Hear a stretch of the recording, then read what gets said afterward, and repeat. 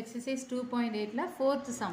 Find the sum to infinity of ரெண்டு subdivision கொடுத்திருக்காங்க 9 plus 3 plus 1 plus etc. 21 plus 14 plus 28 by 3 plus etc. கொடுத்திருக்காங்க. Find the sum to infinity.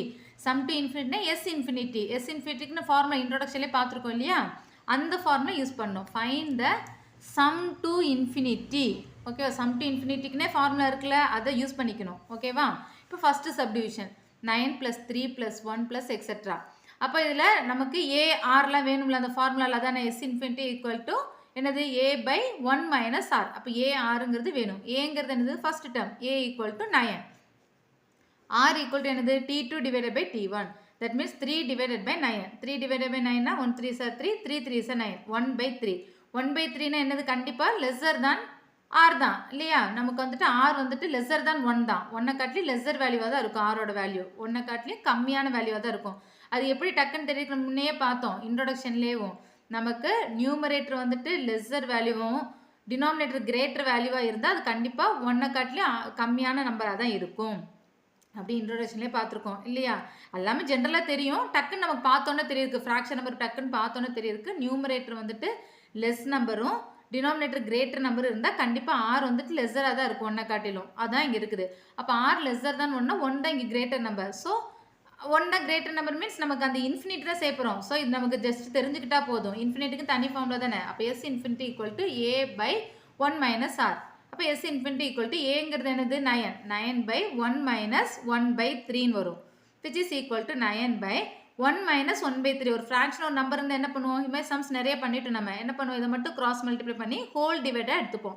இந்த cross multiply பண்ணல என்ன ஆகிடும், 1 3 சார் 3, 3 minus 1 ஹோல் டிவைடட் பை 3 வரும். Which is equal to 9 divided by 3 minus 1ங்கிறது என்னது 2, 2 டிவைடட் பை 3. அப்போ நம்ம என்ன பண்ணுவோம், இந்த டிவிஷன் இருக்குல்ல, இந்த டிவிஷனை வந்துட்டு நம்ம மல்டிப்ளிகேஷனை போட்டோம்னா இந்த ஃப்ராக்ஷனை ரெசிப்ரோக்கலாக எழுதுவோம்.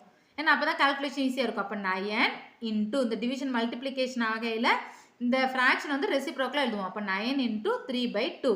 9 இன்ட்டு 3 by 2 என்ன பண்ணுவோம், மல்டிப்ளை பண்ணலாம், கிராஸ் மல்டிப்ளை இல்லை, அடிஷன் சப்ராக்ஷனுக்கு தான் கிராஸ் மல்டிப்ளை. மல்டிப்ளை பண்ண என்ன பண்ணுவோம், நேராக மல்டிப்ளை பண்ணிக்கணும். 9 3 சார் 27, 27 டிவைடட் பை 2. இங்கே எதுவும் இல்லைன்னா அதுக்குள்ள மீனிங் 1 தான். 1 2 சார் 2.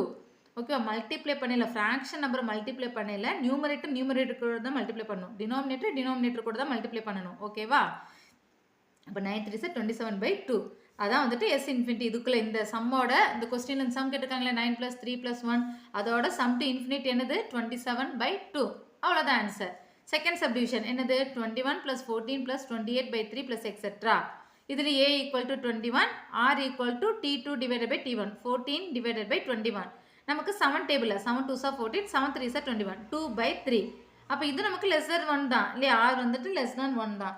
அப்போ நமக்கு s infinity equal to a by 1 minus r. aங்கிறது 21 by 1 minus 2 by 3 வரும் இல்லையா.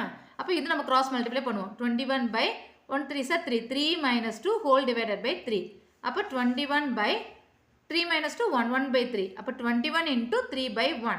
21 into 3 63 by 1. 63 by 1 நாலும் 63 தான். So for s infinity equal to 63. So fourth சம்மில் ரெண்டு சப்டிவிஷனும் கம்ப்ளீட் ஆயிடுச்சு.